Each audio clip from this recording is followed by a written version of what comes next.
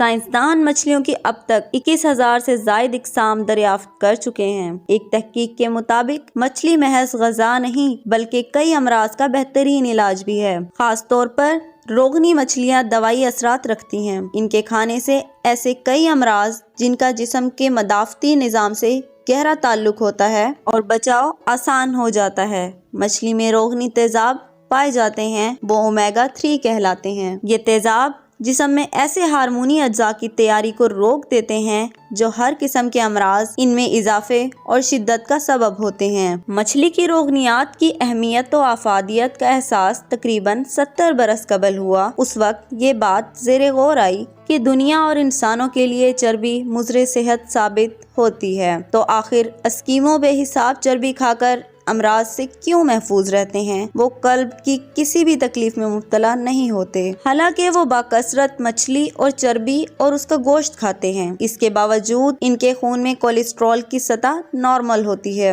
اس کی اصل وجہ یہ ہے کہ اسکیمو روزانہ جو سمندری غذائیں کھاتے ہیں وہ تمام کی تمام اومیگا 3 روغنی تیزابوں پر مشتمل ہوتی ہے۔ ساحلی علاقوں میں رہنے والے افراد امراض قلب کا کم شکار ہوتے ہیں، اسی لیے کہ وہ مچھلی زیادہ کھاتے ہیں۔ مچھلی کم مقدار میں بھی قلب کی محافظ ہوتی ہے۔ چند اقسام کی مچھلیاں مختلف رنگ بھی پہچان سکتی ہیں۔ آرچر نامی مچھلی انسانی چہرے پہچاننے کی صلاحیت رکھتی ہے۔ مچھلیوں کے کان انسانی کانوں کی طرح باہر نہیں ہوتے بلکہ ان کے سر میں 2 سوراخ ہوتے ہیں جنہیں اوتھولٹ کہا جاتا ہے۔ ان کے ذریعے آوازوں کو سنتی ہیں، جبکہ ان کی جلد پر موجود لیتھرل لائنز بھی انہیں دھیمی دھیمی آوازیں اور پانی میں ہونے والی غیر معمولی حرکتوں کو محسوس کرنے میں مدد دیتی ہیں۔ الیکٹریکل ایک ایسی مچھلی ہے جسے ہاتھ لگانے سے 600 وولٹ بجلی کا جھٹکا لگتا ہے۔ حضرت علی رضی اللہ تعالیٰ عنہ کی خدمت میں ایک شخص آ کر کہنے لگا، یا علی، ہر جانور کے منہ میں زبان ہوتی ہے لیکن مچھلی کے منہ میں زبان کیوں نہیں ہوتی، اور مچھلی پانی میں کیوں رہتی ہے؟ اس پر امام علی نے فرمایا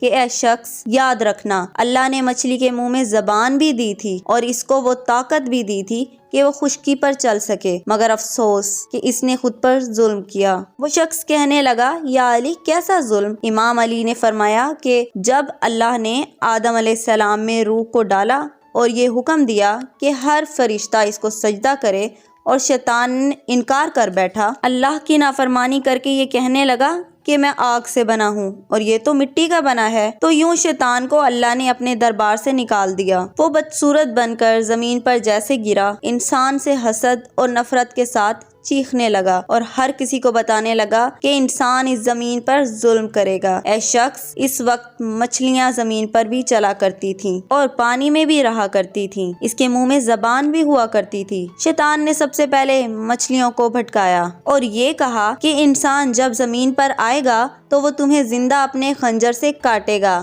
اپنا پیٹ بھرنے کے لیے۔ مچھلی نے جب یہ سنا تو وہ سمندر میں ہر ایک آبی مخلوق کو انسان کے خلاف کرنے لگی، تو یوں اللہ نے مچھلی کے منہ سے زبان غائب کر کے اس کی جگہ وبال پیدا کر دیا اور یہ حکم نافذ کیا کہ کوئی بھی انسان تمہیں زندہ نہیں کاٹے گا، اور تمہاری حد قدرت نے پانی تک ہی رکھ دی ہے۔ جب تم پانی سے جدا ہوگی تو خود ہی تڑپ تڑپ کر مرنے لگو گی۔ تبھی جب حلال مچھلی پانی سے جدا ہوتی ہے تو وہ تڑپنے لگتی ہے اور اس کے جسم کا سارا خون اس کے گلے میں آ کر جمع ہو جاتا ہے۔ اس لیے مچھلی کو ذبح نہیں کیا جاتا، کیونکہ ذبح کرنا اس لیے واجب ہے تاکہ جانور کی رگوں کا سارا خون گوشت سے الگ ہو کر بہہ جائے۔ اللہ تعالیٰ نے مچھلی پر یہ قانون نافذ کر دیا ہے کہ جب وہ پانی سے جدا ہو کر تڑپتی ہے تو مچھلی کا سارا خون مچھلی کے گلے میں آ کر جمع ہو جاتا ہے اور یوں مچھلی کا گوشت خون سے پاک ہو جاتا ہے۔